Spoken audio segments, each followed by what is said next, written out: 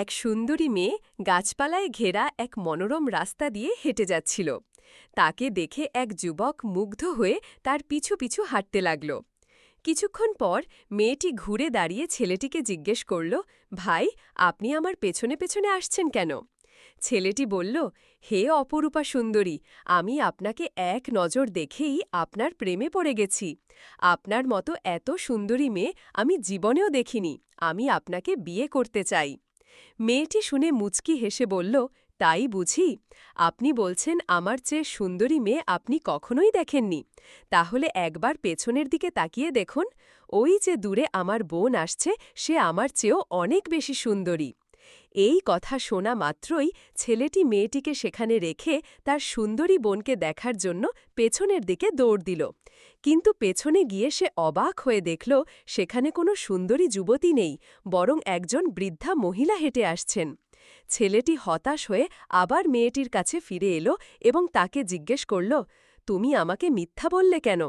মেয়েটি শান্তভাবে জবাব দিল, তুমিও তো আমাকে মিথ্যা কথা বলেছ। তুমি যদি সত্যিই আমাকে ভালোবাসতে, তাহলে অন্য কোনো সুন্দরী মেয়ের কথা শুনে আমাকে ছেড়ে তার পেছনে দৌড়ে যেতে না। ছেলেটি নিজের ভুল বুঝতে পারল এবং লজ্জায় মাথা নিচু করে সেখান থেকে চলে গেল। এক সুন্দরী মেয়ে গাছপালায় ঘেরা এক মনোরম রাস্তা দিয়ে হেঁটে যাচ্ছিল। তাকে দেখে এক যুবক মুগ্ধ হয়ে তার পিছু পিছু হাঁটতে লাগল। কিছুক্ষণ পর মেয়েটি ঘুরে দাঁড়িয়ে ছেলেটিকে জিজ্ঞেস করল, ভাই, আপনি আমার পেছনে পেছনে আসছেন কেন?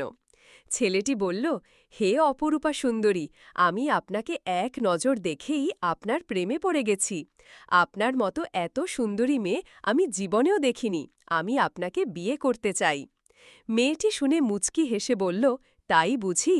আপনি বলছেন আমার চেয়ে সুন্দরী মেয়ে আপনি কখনোই দেখেননি? তাহলে একবার পেছনের দিকে তাকিয়ে দেখুন। ওই যে দূরে আমার বোন আসছে, সে আমার চেয়েও অনেক বেশি সুন্দরী। এই কথা শোনা মাত্রই ছেলেটি মেয়েটিকে সেখানে রেখে তার সুন্দরী বোনকে দেখার জন্য পেছনের দিকে দৌড় দিল। কিন্তু পেছনে গিয়ে সে অবাক হয়ে দেখল সেখানে কোনো সুন্দরী যুবতী নেই, বরং একজন বৃদ্ধা মহিলা হেঁটে আসছেন। ছেলেটি হতাশ হয়ে আবার মেয়েটির কাছে ফিরে এলো এবং তাকে জিজ্ঞেস করল, তুমি আমাকে মিথ্যা বললে কেন? মেয়েটি শান্তভাবে জবাব দিল, তুমিও তো আমাকে মিথ্যা কথা বলেছ।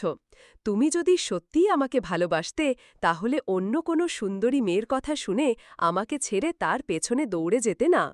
ছেলেটি নিজের ভুল বুঝতে পারল এবং লজ্জায় মাথা নিচু করে সেখান থেকে চলে গেল।